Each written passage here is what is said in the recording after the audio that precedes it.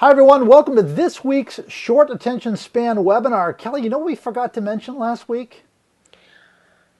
I don't. We're going to be video rock stars next month. Oh yeah, that's How right. exciting is that? It's pretty Yeah, exciting. pretty cool. We are going to be expanding our footprint along with putting impressions and a new launch of the website. And Kelly and I have been asked to do some work there. So wicked cool, as we say in Boston. Let's just be a little bit teasy and just Oh, leave it at that. we're mysterious. You know, I know you're working on your makeup and your hair and making sure that Right. that everything is going to be just perfect. So Printing this week, impressions is paying for my highlights, just so we all know that. I don't know if Mark knows that. So this week we'll talk. Last week we talked about sales day musts, and this week we're going to talk about sales week musts. So Kelly, here's the premise. These are the things that you want to get accomplished on a regular basis. What's the template, right? So we've talked about this for a long time. I believe that every week has a theme. Right, I'll be gone next week. I've got a speaking gig in Florida, then I've got a speaking gig in Minnesota, so I'm gone the entire week. So this week is about finishing up, about preparation, continuing my prospecting, making sure that everything's set in the house before I go. Got to have somebody take care of the cats, whatnot. When I come back, it'll be about recovery. You know, there's the themes, but there's certain things that we've got to do on a regular basis, and that's what today is about. So every week I want to get new prospects going. So I want to start with some new prospects every single week, and I want to continue what I've already got going. So I set myself those goals, but then I have a daily goal for the number of calls that I want to make. That gets back to the sales must. But every week, getting new. Now, Kelly, here's the thing. We've had a lot of snow in Boston recently, right? So if for some reason, things blow up, and I've got my choice between starting new prospects or keeping existing prospects going, which one do I choose? Yeah, I mean, that's kind of Sophie's choice in a way. You know, I think it depends on your bandwidth. It depends on what your capacity is at the time. So if you're going to sit there and say to yourself, there's too much going on and I really don't think I'm going to be able to see these new prospects all the way through, in my, 13 touches or something like that, I would dial back on the prospects and try to make sure that I was staying on top of everything that I was currently working on. But the overarching message that you're making here is that it's about metrics. It's about saying, I have a goal. There are big picture, like you said last week, 10,000 foot ideas that I want to accomplish. And now I'm saying that to focus on these things, I have to have some metrics. I have to say I'm going to make this many calls. I'm going to enter this many new prospects into my pipeline, and back up even a little bit further. Oh, by the way, I have to do the research to suss out these new prospects. So it's really a continuum of all these things that have to happen to make sure that you reach that end goal, which is the amount of money you want to make and the new car you want to buy and things like that. They also have, you got to throw in there contact with existing customers. Boy, this is so simple, and yet we do it all the time, right? We think to ourselves, okay, they're all set. I can focus on new business. Then we get that phone call that says, well, you're no longer our vendor. And we say, I neglected them.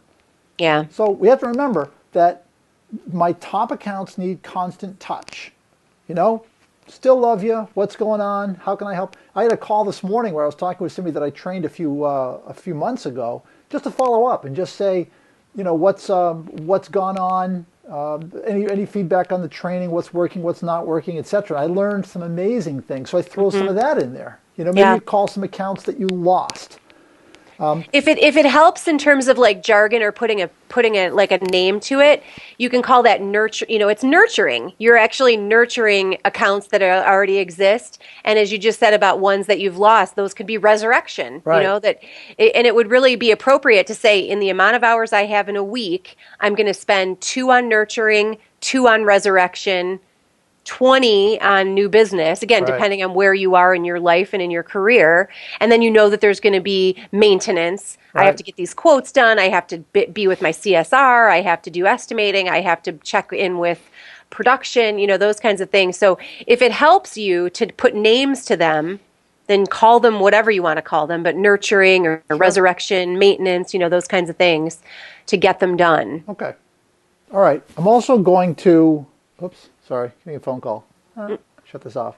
I am also going to do some social media, right? So my version of that is that I'm going to go on LinkedIn, and which is funny. I don't go on LinkedIn as much as I should, and I've just gotten back into that habit, and that's probably why I put it here. But I'm going to do two things. I'm going to work with existing LinkedIn connections and just kind of stay in touch. It's funny, you get these emails every day. Congratulate so-and-so for an anniversary. Congratulate so-and-so for a birthday. I want to get into that on a weekly basis. Just a little touch. And I did it recently, and it actually has paid off in spades, because the second part was, now I reach out to more LinkedIn connections. I want to stay in that mindset where you can't have too many LinkedIn connections. So I'm going to reach out 5, 6, 7, 8, 9, 10, whatever it is, every single week. And there's another one of my weekly templates. Now, Kelly, what else should we be doing on social media? Well, I'm going to put in a big bid for Twitter right now. I mean, I don't know how many of you know about the print chat that goes on Wednesday afternoons at 4 o'clock Eastern. I just have recently started getting into those, and they are so interesting and so much fun. It's basically anywhere from 20 to 40 people in the industry. Deb Korn kind of curates it, and so she'll ask, there's usually a theme, and she'll ask a series of questions, and then a whole bunch of people are chiming in. So especially if you're in need of some ideas, there's a lot of mention of vertical markets. Last week we talked about how would you help a restaurant fill seats at a Super Bowl party. And so there were all different kinds of questions around that. And it happens in this thing called NERF, so you can actually just see the linear, you see it happening. So it's really easy to follow, and it's really easy to participate, and people always get some kind of takeaways from it. When is it? It's on Wednesdays at 4 o'clock Eastern. If you go to Print Media Center or just look for Deb Korn print chat, you'll find it. It's everywhere. I mean, it's all over the place. But there's also, just the notion of being on Twitter, retweeting articles that you think are interesting, following more of your clients, finding out what they're doing on Twitter, trying to cultivate more of a following for yourself so that you can kind of create this persona of being a thought leader, being somebody who provides interesting content.